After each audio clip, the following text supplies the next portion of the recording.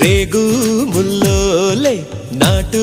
సిన్నాది బొడ్డు మల్లేను చూడు